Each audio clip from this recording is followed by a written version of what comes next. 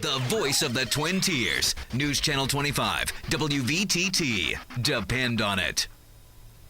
Now our first look at weather. Chief Forecaster Rod Tanner says the chilly temperatures are going to be sticking around. As you can see earlier today, we only made it up to 11 degrees. Count them, 11 officially. Unofficially, I did see 15 on the bank thermometer a little bit a couple hours ago. Yeah, it wasn't actually that bad today. I was surprised. Yeah, compared to the day before. Overnight tonight, though, low of 5 with a few snow flurries around. We'll be seeing more snow flurries tomorrow, maybe even a snow shower. A little bit warmer, and again, I'm going to say relatively warmer compared to earlier this week. We will make it all the way up to 17 big degrees tomorrow. Complete weather details straight ahead here on WVTT. Global news update on WVTT. For decades, the World Economic Forum has been headquartered in the snowy climes of Davos, Switzerland.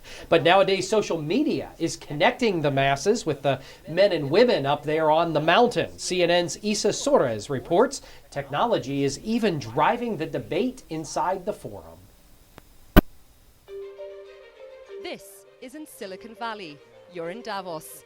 Here, 25 social entrepreneurs and tech CEOs are driving the digital conversation. Loïc Lemeur, one of the most influential people on the web, is one of them. Technology used to be an island, used to be like a sector you would focus on if you were in it. But now technology is everywhere. We can make apps for a car. There is a company called Luckitron doing locks for your doors. They're getting rid of a key holder. Technology is part of almost every discussion here. It's infused in almost every debate. Even this 102-page World Economic Forum program has more reference to technology and social media than most Silicon Valley blogs. Tech and social media have not only entered the Davos building, they're also the walls holding it up. For the first time ever, the World Economic Forum has introduced a Twitter wall. Behind the wall, a small team selects key quotes from the sessions and monitors tweets. It's also using Facebook and YouTube for live streaming. This meeting was in an alpine retreat that was difficult to get to, and it still is difficult to get to. Now it's somewhere where they can see it on YouTube, they can see it on Youku in China, they can read about it on Twitter, on Facebook, they can contribute their thoughts on what's being said here, and that is a massive change in what we've been able to do in this conference. During our shoot, our very own Ali Velshi was leading the conversation, with the most active tweets in 4 hours. But technology is more than just a tweet here, a status update there.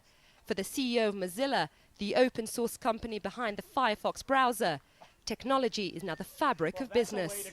Business leaders need to be technology leaders, I actually think, and that is because your statement that it's driving economic growth is 100% correct. It is pulling down borders, it is allowing us a trade and a flow of economic rewards back and forth through political boundaries, through geographical boundaries that otherwise would not be possible.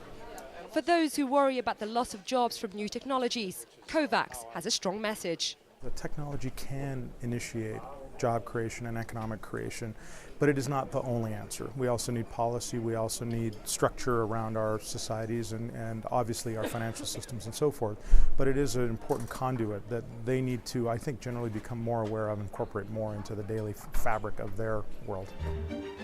The World Economic Forum may not be the biggest of tech gatherings, but the reality is technology is driving business growth, and that earns it a place right here in the snow.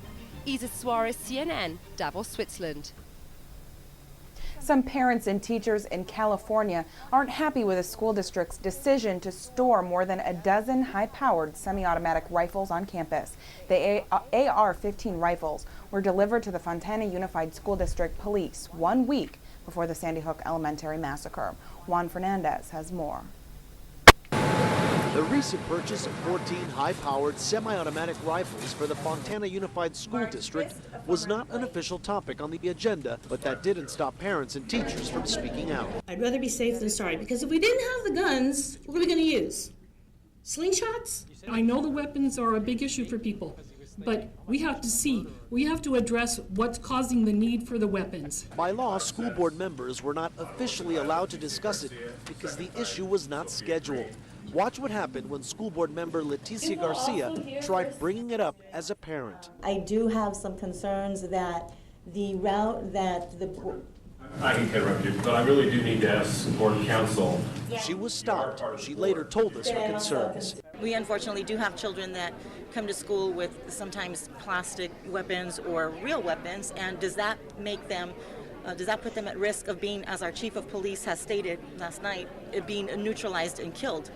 And if so, I have a problem with that as a parent and a grandparent because unfortunately kids do things that are sometimes really not okay. The rifles were purchased last fall and delivered the first week of December, just a week before the Sandy Hook shooting.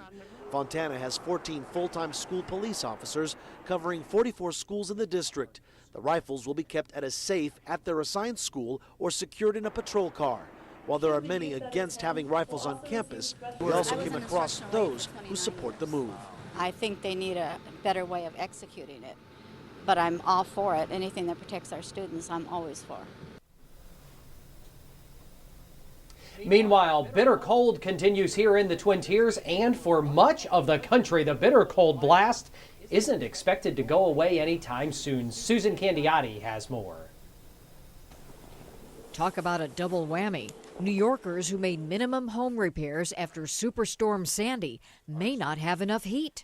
And we are just freezing here. One reason warming centers are springing up in cold weather cities, giving the most vulnerable, young and old, some relief. I haven't had heat for hot water and heat for 3 days. Yesterday, a little bit of heat came on.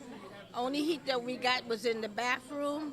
In Syracuse, a heavy downfall, lowering visibility, giving snowblowers a workout, making it tough for postal carriers to get from house to house. Hopefully the driveway will already be plowed when I get back. In Iowa City, Iowa, just 1 degree above zero. A dog shelter begging for help after a heater broke down. Extra blankets needed to keep the cement floors warm for man's best friend. It's a stressful environment, and we're trying to keep them as comfortable as we can. Outside Pittsburgh, when a water main broke in the middle of the night, single-digit temperatures turned gushing water into a sheet of ice. Sub-zero temps aren't all bad if you like ice boating.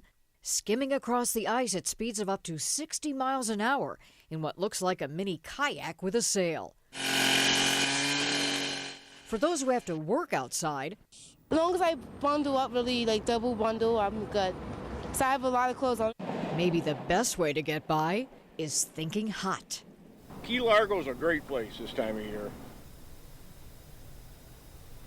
Boeing lifted the Dow Jones Industrial Average in a big way. Let's take a look at the WVTT Wall Street Wrap-Up. It's sponsored by News Radio 96.7 WVTT.